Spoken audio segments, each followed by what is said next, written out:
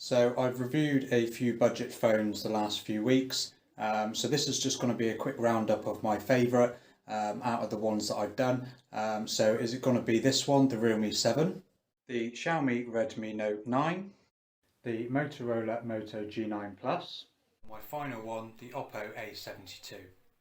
So stick around if you're interested to know my favourite device out of these four. I'm just going to go through a few of the differences between them, some of the similarities, and just give you my personal pick of which one I would rather use out of the four. So let's go.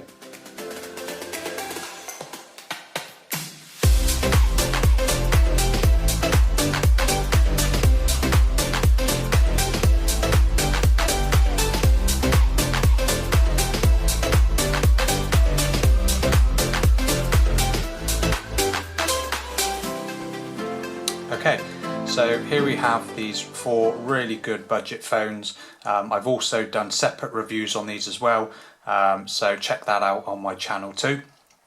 So from left to right we have the Realme 7, then we have the Xiaomi Redmi Note 9, the Motorola G9 Plus, and then finally the Oppo A72 on the right. So all of these phones represent great value for money for what you get. They all boast quad camera setups, a 6.5-inch LCD display or higher, and 4 gigs of RAM with the exception of the Realme 7, which has 6 gigabytes. They all support fast charging, only differing in the maximum wattage that they support. You've got 18 watt on the Redmi Note 9 and the A72, while the G9 Plus and the Realme 7 support 30 watt. So none are slow at charging, but when some phones are supporting 50 watts or 65 watts, this may seem the case. They all support 5,000 milliamp hour batteries inside. The Redmi Note 9 is just a fraction over at 5020, but to be honest that'll be negligible in real world use. If we flip them all over, as you can see, they all have quad camera setups that vary slightly in their arrangement. On the Realme 7 they are arranged vertically and to the left. On the Redmi Note 9 they're in a square arrangement in the centre, and now with the Moto G9 Plus and the Oppo A72 they're arranged with 3 on the left, another one on the right, as well as the flash. As for the cameras, aside from the G9 Plus, which has a 64 megapixel main sensor, they all have 48 megapixel cameras that all do pixel binning to produce better quality photos. These are accompanied by 8 megapixel ultra wide cameras on all phones, and they all also have the obligatory 2 megapixel depth and macro cameras, except for the A72, which swaps out the macro camera for a black and white camera. In good light, all phones perform well, with plenty of detail and colour, only falling down as lighting conditions get worse, which is to be expected at this price point. Ultra wide cameras are, again as expected, not great, losing detail and changing colour temperature to the main lens, but in bright conditions can produce very respectable results. The macro cameras, all 2 megapixel resolution, so they lack detail, but realistically, to be honest, I can't imagine that many people using them on a regular basis. And then finally we have the 2 megapixel depth sensors, just to help with subject separation in your portrait shots. One thing that I noticed, and you guys probably did as well, almost straight away when recording video, is the audio pickup on the A72 doesn't seem as good as the other three. It's very quiet in comparison. I don't know if I had it set up differently, but I don't think I did. So that's one thing that I've noticed.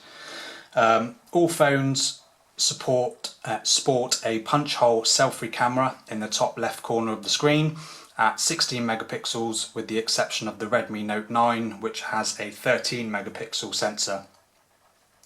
I found that the Redmi Note 9 selfie camera was the worst of the three. Photos were nowhere near as sharp as the other three, looking very soft. As I've said in multiple videos, I'm no camera expert, but that's just what I found with these.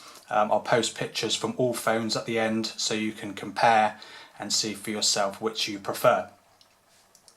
I'll briefly talk about RAM in these phones as well. So the RAM and storage options are as follows. The Realme 7 comes in 4 and 64 gig, 6 64 gigs and 8 and 128 gig options. The Redmi Note 9 is available in 3 and 64, 4 64, 4 128 and 6 128 gig options. Next is the Moto G9 Plus, which comes in 4 128 gig and 6 128 gig options. And finally the Oppo A72 you can grab in 4GB, 128 gig and 8 and 128 gigabyte configurations. So there's lots of RAM and storage options which you can choose to suit your budget and your need. You can also pick up these phones in various colours. The Realme 7 can be picked up in mist blue and mist white. The Redmi Note 9 comes in forest green, midnight grey, polar white and onyx black, which I have here.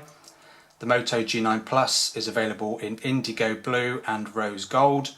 And finally the Oppo A72 comes in twilight black and aurora purple, which is a gradient design very similar to that found on the Huawei P20 Pro. All these phones, as you can see, I've picked up in pretty dark colours, so I'm hoping that my next phone that I review is going to be maybe a white one, something to switch it up a little bit, which would be nice. As for the performance, they all support different processors inside.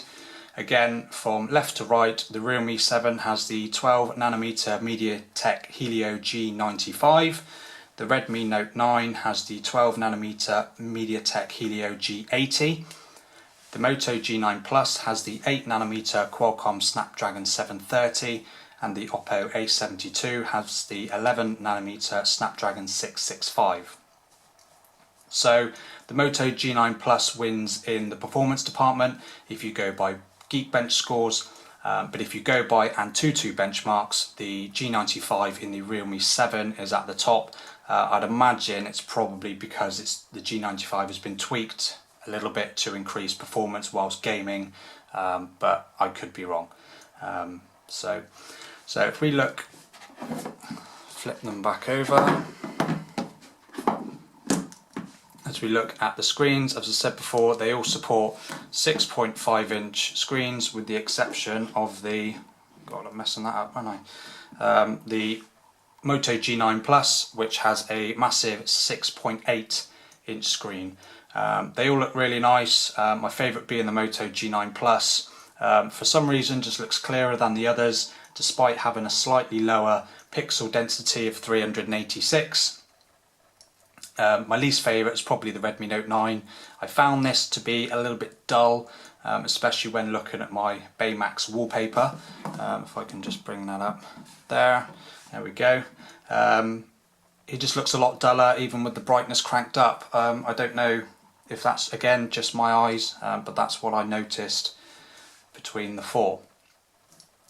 Okay, so let's talk about the price. All of these phones are excellent value for money, and all cost me less than £180 each. Both the Redmi Note 9 and the Oppo 72 were around £140. The Realme 7 was slightly higher at just under £150, followed lastly by the G9 Plus, which was just a shade under £180. So again, all fantastic value for money. So the answer to my question, which is my favourite? Well, by process of elimination, the results are this. My least favourite is the Redmi Note 9. So to me, it just doesn't feel as fluid as the others. The selfie camera is, in my opinion, the worst, and I prefer the side-mounted fingerprint scanner over the rear one on here. But it isn't to say that it is a bad phone at all. It is still a pretty decent phone. My next one gone is the A72. My only reason for this is you can basically get the identical Realme 7 for ever so slightly more, but as a better processor and more RAM. Obviously with this this one's got 128 gigs of storage versus 64 on there, but I would definitely choose more RAM on the base model than storage. So down to the final two. So that leaves the Moto G9 Plus and the Realme 7, and the final one to go is the Moto G9 Plus. Now, don't get me wrong, this phone is incredible for what you're paying for. The Snapdragon 730G inside is amazing, the screen is very bright and sharp, and the camera for the most part takes really good pictures. I really like stock Android, and yeah, just the general running of it is really nice.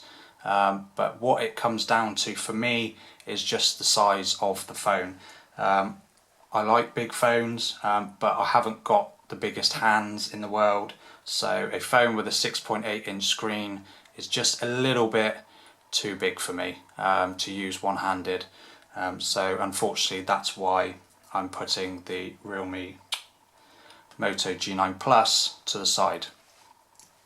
So the winner is, for me, the Realme 7.